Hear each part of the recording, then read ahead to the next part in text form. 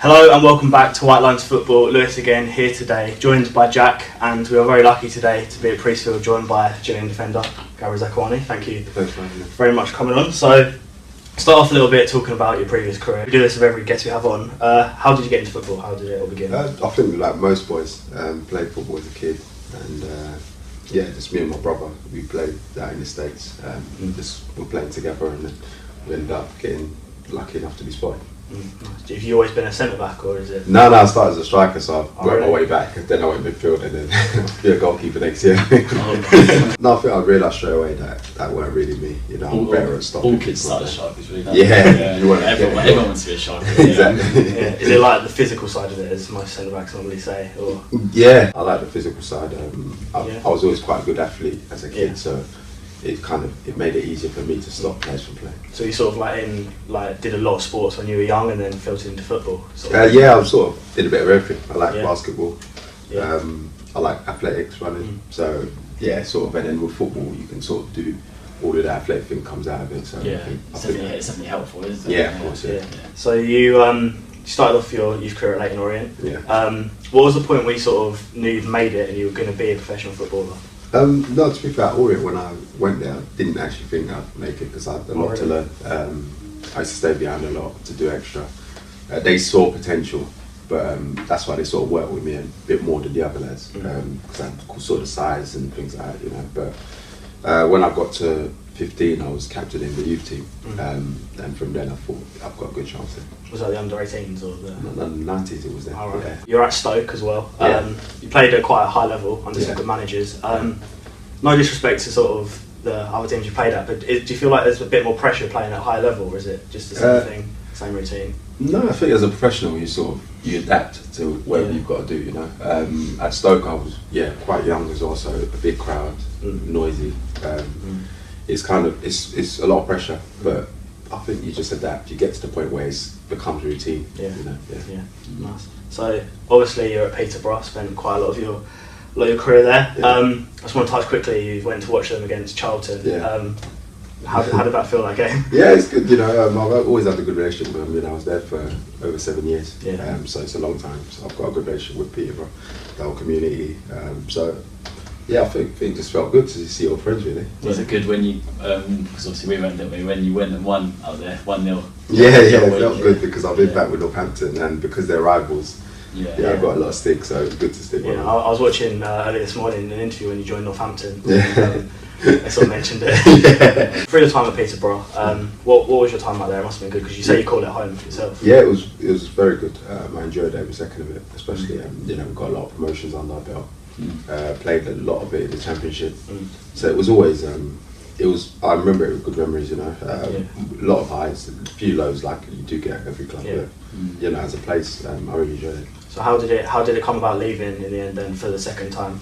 Second time, I think they've always offered me, you know, always extension after extension after extension, and then I've missed quite a few games when I went to the African Nations. It was a choice sort of in between it. I'd either stay and stop playing international, or you know, or leave really. So I thought, you know, the fact the World Cup was still a possibility, I didn't really want to stop at that time. Yeah, it's good to see players still having the drive to play for their nations. I think I'm right in saying you played a bit in Greece as well. Yeah. How did that come about? Because it's a bit of it's random. Basically, I had an option to extend a deal at Peterborough, and then sort of couldn't agree terms. So I left in January of that year, for 2014 it was. So left there, went Greece, spent half the season there, and then they did make the playoffs and they took me back to Peterborough. They got promoted that year that I joined, and then did quite well, ended top half. The aim was just survival, ended up in 8th, which is good. And then they offered me a 2-year deal, and then Peterborough said that they're interested again. Was it near a big city or anything? Or no, it was just a little island off Greece. Well, in Greece, but a little island near there, so it was like a 40-minute flight to Athens. Okay. So was it like a no-brainer, you knew, but as soon as Peterborough were interested, straight back there? It was one or two things, because my family didn't move out with me, and I could go back to Peterborough and, you know, be around my family and enjoy it, so I thought, fair enough. I had a brief spell at Northampton. What was that like? Yeah, I enjoyed it. Again, I've actually enjoyed every club I've been at. Northampton was very good. Yeah, I got a lot of stick ups for joining because they're the biggest rivals for Peterborough. Yeah. But for me, it made sense because I was still living in Peterborough, and it's only down the road, so it made sense for me at the time, like as a transition. Again, yeah, I enjoyed every second of it. Yeah. So obviously you're at Gillingham now. We'll come on to that a little bit, but we're going to go on to the international stage a bit because obviously play for DR Congo. Can you describe and sum up what it's like to represent your country? Yeah, it's an honour. You look at in Congo there's 80 million people. So you're in that starting team or the squad. Out of everyone wants to play for their country. So it's good. You make your family proud. It's something that you dream of as a kid. So for me, it was like it's a big achievement, a dream come true. Yeah. So it's never like if you go and travel all that way, and if you're not involved in the games, you never feel disappointed. It's just not really, because you've got to look at it as in they could have been to anyone of them 80 million people, and you're one of them. So that's the way I look at it, and it's just good to be recognised, especially for me myself. No disrespect to anyone, but most of the players play in the Premier League. In the Bundesliga, in the top leagues, and I'm playing at Gillingham and I'm still involved. Obviously, you say like you're playing with a lot of Premier League players. Based on that as a whole and representing international football rather than club football, how is it different, like the two? I think because you don't with clubs, when you play your position, you sort of know roughly what they're like. Where we play against, I don't know, Zimbabwe, you don't know what to expect, so you just have to adapt quickly. So all the games are quite random. You just have to adapt to the game. Where we can come up with a game plan against teams here, and sort of know roughly how they play. Do you ever feel like deflated you're missing the Gillingham games, like the club games? Yeah, because I want to play every game. I want to play every game, so it's a catch-22 really. If we was in the Championship, we don't have this problem, because they have the international break. So it's just a shame that we don't get international break in League One, because I'd like to play both. Well, next season. So, because obviously when the international breaks are mainly during the club games, what's the travelling like? Because I see on your Snapchat you're off to all the airports. So is it a bit long, or is it? It is long. It is long, but they know we're professional players, and we need our rest. They give us enough rest. The training's not too intense, because they know it could cause injury or whatever. But I think we're sort of adapting now, especially me. I've done it for years now, so I'm used to it. And do you sort of? I doubt the games are at the same time as what's going on here. So do you sort of like keep up to the scores, talk to the rest of the team? Yeah, always. We've got a group chat where we keep in touch with everything, and obviously I keep refreshing Twitter, even though the Wi-Fi is not the best out there. To see the scores, so it's good. So you mentioned the African Cup of Nations briefly. Surely that must be the pinnacle of what you do. Yeah, I mean, I've played in 3 of them now, and got a bronze medal in one of them, which is good. We'd like to think we're probably one of the favourites nowadays to win it. So the next one is definitely the one we're aiming to. I'm assuming there's a bit of a rivalry between Congo and DR Congo, because I remember in the 2015 AFCONs when you went off injured against them. Because I remember watching on TV. Victorious in that game 4-2. What is the rivalry like? It's more political than actually anything else really. But it's very strong rivalry. I mean, it's like here when you play Scotland, or it's like that. But there's a lot more to it politics wise. But it's one of the games. It's like a derby. We just have to go out there and win, and more tackles while you're flying that game. So you didn't manage to qualify for the World Cup next year. Obviously, like you say, one of the favourites in the AFCON normally. Is reaching the World Cup sort of the next goal? It is, when we look at it, it was one goal away. You look at it and you just think what could have been, but it's just not meant to be. We're just getting closer and closer. We ended with 13 points out of the 6 games. Usually that wins the group, but we looked at all the other seconds in every group and no one got anywhere near what we got. So it's a bit harsh. I think maybe they could allow a bit more African teams to be involved, or at least a playoff or something, But the next time, I think, we've got good young players coming through, so I'm sure. Is the atmosphere different out there to here? It's electric. It's like a festival in the stadium. So it's about 100,000 people just going crazy. Cool. So we'll move on to Gillingham now, where you currently play, of course. What made you sign for Gillingham? So obviously you left Northampton. Why Gillingham? I was going to sign for Northampton. I mean, they offered me a new contract. But when I got interest from Gillingham and a few other clubs, but first thing I knew AD already. He was there. I knew him from my time at Stoke. and he sort of kind of sold it to me as well. And then I spoke to Tony Pulis, called Tony, and he sold the club as well.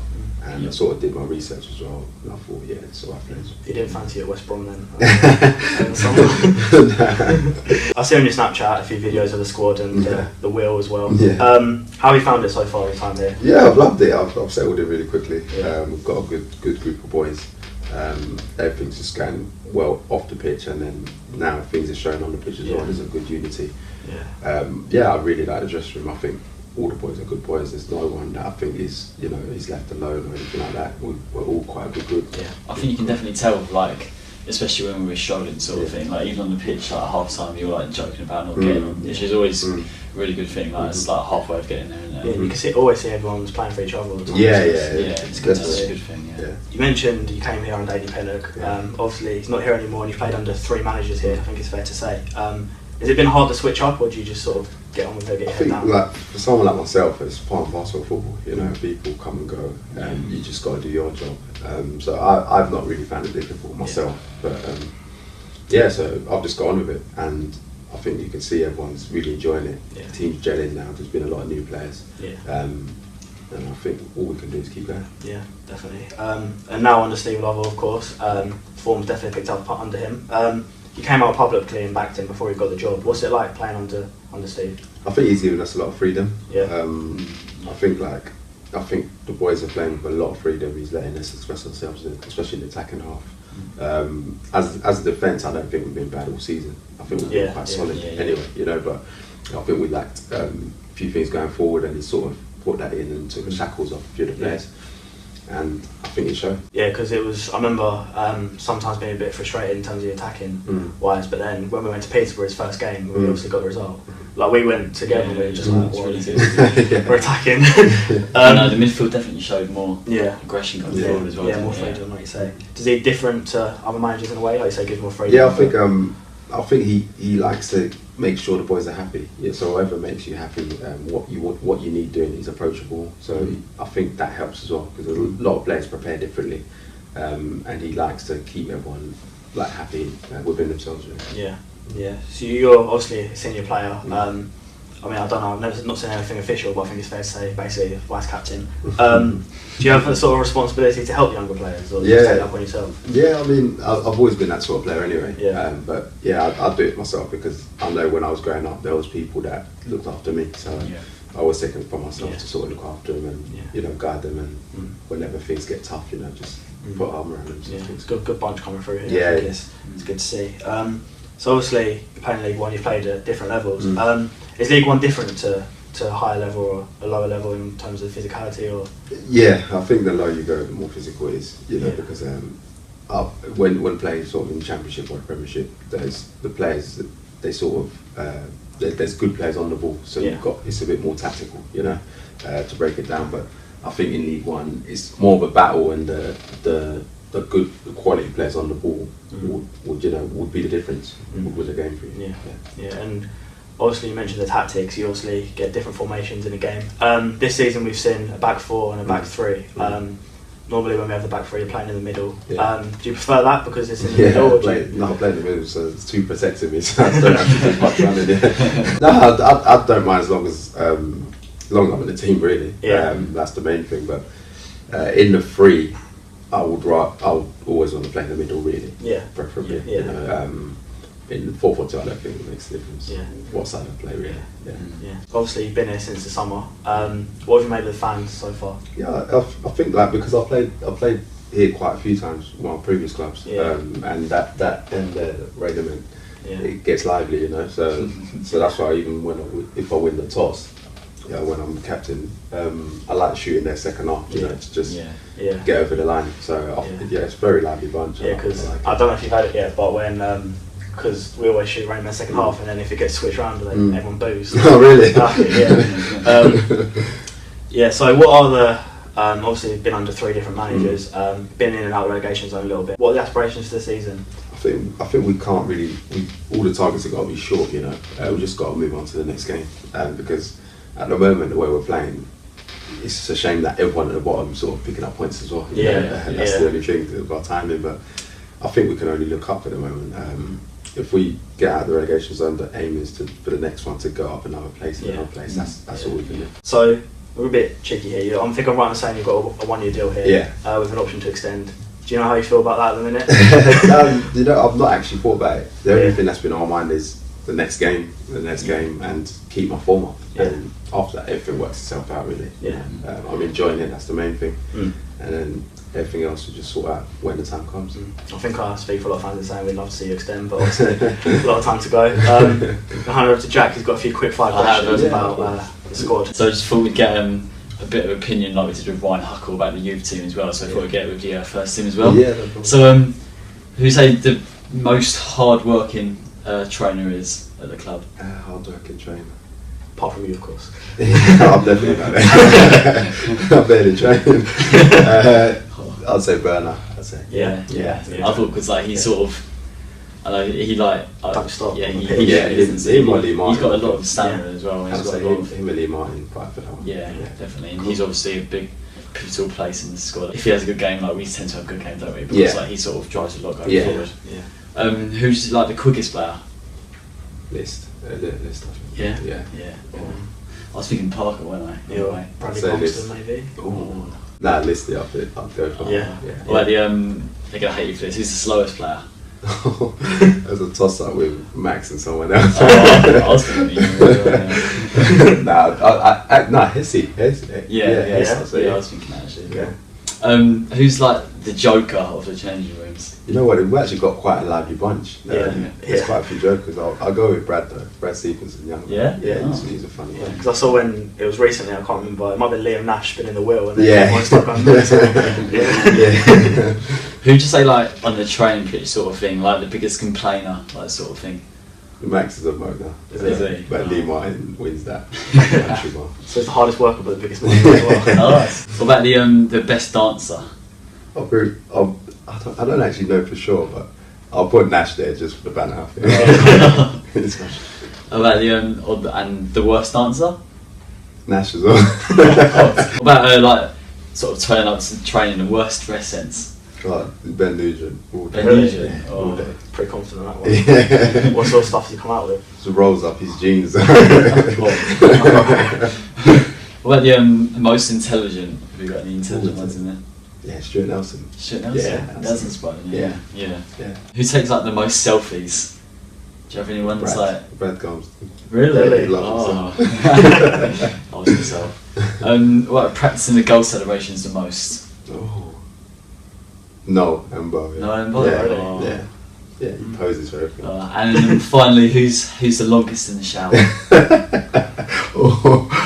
To be fair, I think Max takes ages. Max. Yeah.